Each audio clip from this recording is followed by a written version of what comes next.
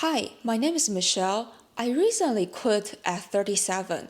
In this video, I want to share with you the reality step by step of how I do it. On the YouTube and internet, I feel there are a lot of these videos and fire blogs, and for me, they're not really clear. So, in this video, I want to give you some realistic reality of how someone like doesn't come from a rich family or anything. Like I'm just an ordinary person who works my 9 to 5 for over 15 years now. And how am I able to have enough savings to allow me to quit at a month ago? Let's dive in. So, how I did it. Obviously, there is planning involved. This doesn't happen in a day, a year, or yeah, even a few years. I think for most people, if you want to be able to retire early, you need to work on it for decades, to be honest. I think the reality is that for me personally, it took me about 15 years. Well, actually, I think it's over 15 years. I have been saving even when I was still at school. So I think it's unfortunately at school, the school doesn't really teach us personal finance, which I think personal finance is one of the most important thing in life that everyone need to know about. But unfortunately, school doesn't teach us, our parents doesn't teach us unless you came from a very affluent family, which most of us don't. So it's up to us to take on this responsibility to understand finance and also understand how much money you actually need to live. And about like how much money you need to live, there is a huge variation. It also depends on what kind of life you want to live, right? And it varies really widely depending on which country you're at, what specific cities you're at. For me, I am in Seattle, so Seattle, I think it's one of the top few cities that's really expensive, and so I think it's also harder to be able to afford life in Seattle. On the other hand, for cities with higher living expense, if you have a good paying job, it also allows you to make more money. And if you're disciplined enough, you will be able to save up more as well. But then on the other hand, when you save up more, there are more expenses in these like high income or high expense cities. So yeah, just keep that in mind. I want to give you an example about how a typical individual can do that. For me, I would recommend in order for you to feel safe and have the choice to leave the work you're doing, you need at least 1 year of living expense, ideally more than that. And so obviously 1 year of living expense can look very different for people. And taking an example, and I'm showing you on this website I will leave the link down below. This is like a compound calculator website. Let's say you put in $500 a day, and then every month you put in additional $500. In 10 years, you're gonna have 91,000. I mean, isn't that amazing? I mean, but it does take time because compound interest, it's all about interest compounding over and over and over again. So time is your friend. It's not about what kind of stocks you buy or how much money you put in now. In reality, if you do have extra money right now when you're young, in your 20s or even 30s, or well, I mean, whatever age you're at, like the earliest time to put in money for investing is right now. For that same 500, if you investing for 15 years. So in 10 years, you get 91,000. In 15 years, you get $172,000. That's the magic of compound. And I think everyone should be aware of the power of compound, and you should really use time as your friend, especially when you're young, and be consistent. What do I invest? So I do not believe I am smarter than anyone.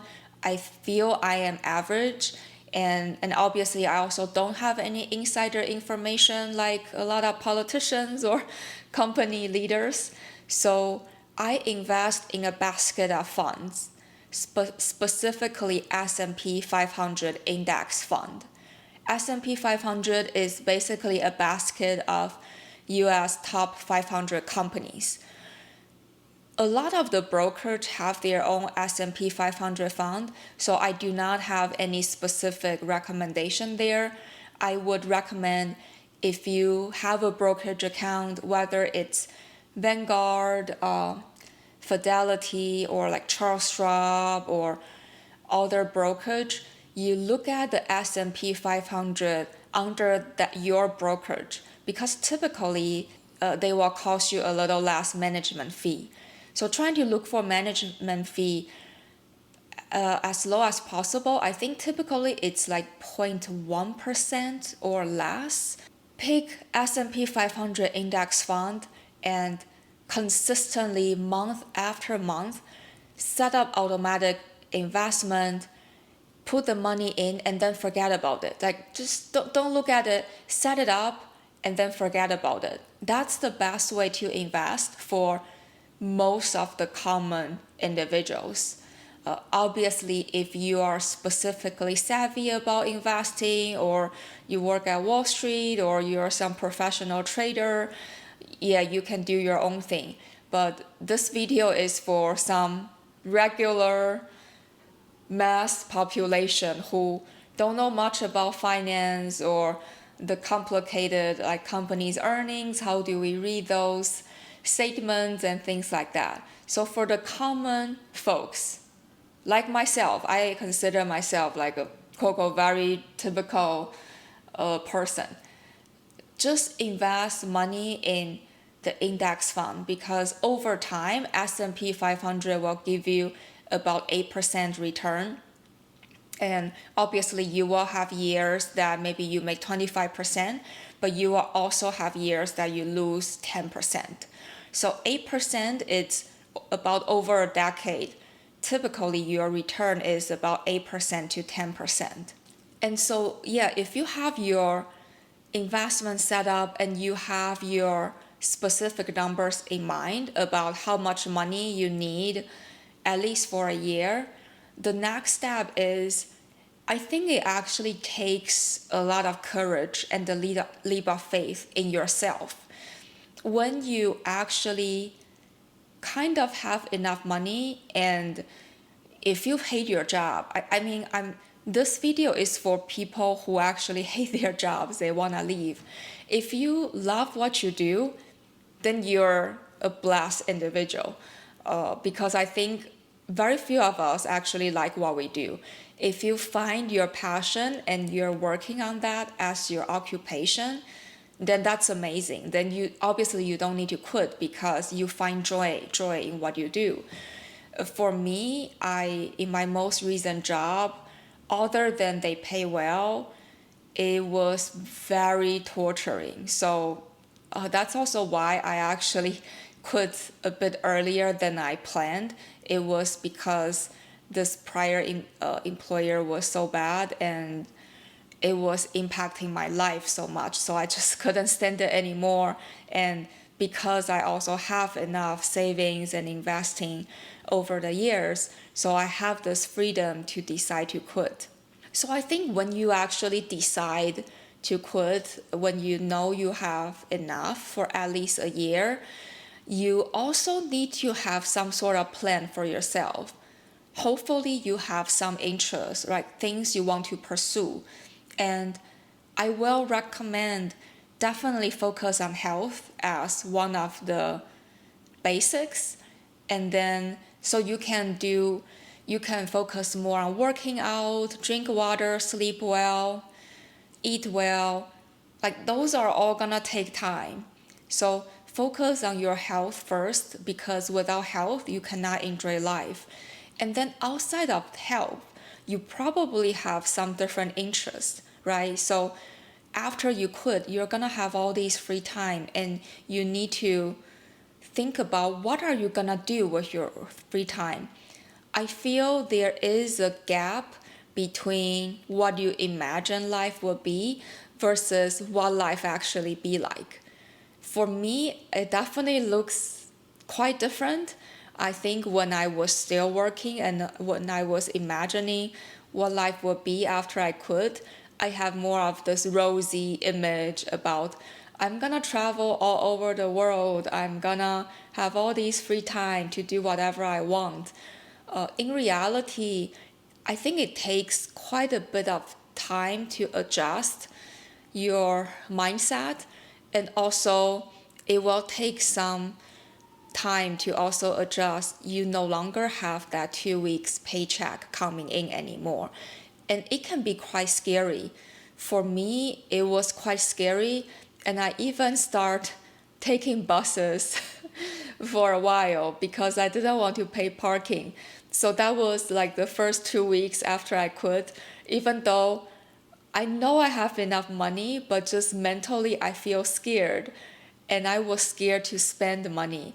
And so just knowing that these things might happen, I think I probably over the years I probably will still find some work, whether I'm working for myself or maybe my YouTube will do real well and then I will work more on YouTube. But for me, I don't think quitting at 37 is really quote unquote retired. But this video is more about how you can give yourself this option, because once you have that financial stability, like if you have this enough investments and savings saved up, it gives you the freedom of choice of how you want to live, what kind of company you want to work for or not work for. And I think that's very fulfilling, at least for me. Like right now it's been a little over a month since I quit, and again, initially it was hard, but I think I really started to enjoy this autonomous life. Like some days I woke up and I check my calendar and I have nothing. And then I can just plan about, okay, what I want to do for the day, whether I go do yoga or maybe I go out for a run, I spend a lot of time cooking, or I go for a hike, or I do nothing. So I really enjoy this autonomy in life after I quit. Is it worth it? Is it worth it? I mean, this question is, for me, like, is it worth it to be a bit more frugal in the past decades or 15 years ago in exchange of your freedom later on? For me, it's absolutely yes.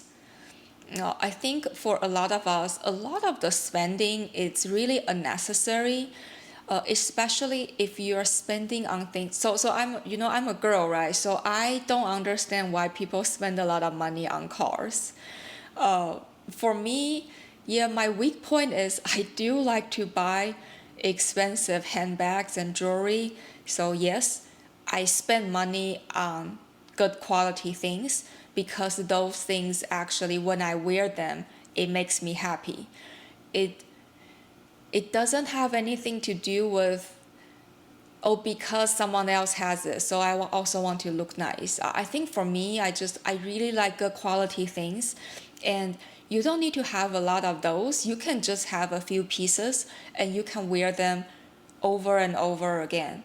And for some of these expensive items, if you actually know what you're doing, some of these items, after you use them and then you resell them on the secondhand market, they can worth about the same or even more. Like let's say if you got like a Hermes Kelly or or Birkin bag, right? So those bags, when you bought in the store, they cost like maybe 10K-ish. I think it depends on what kind of specific configuration you get. But when you sell on the secondhand market, they worth like almost double, because obviously for these bags you can sell, you need to spend money at the store and sell social offering. But anyways, I'm showing off here. But for me, is it worth it? Absolutely yes. For me, I think freedom trumps everything. I think people should be able to have the ability to choose how they live, but in order to do that, you do need to work on it. Well, obviously, unless you have a trust fund or you have rich parents, obviously, if you are watching the video, I'm gonna assume you are probably not.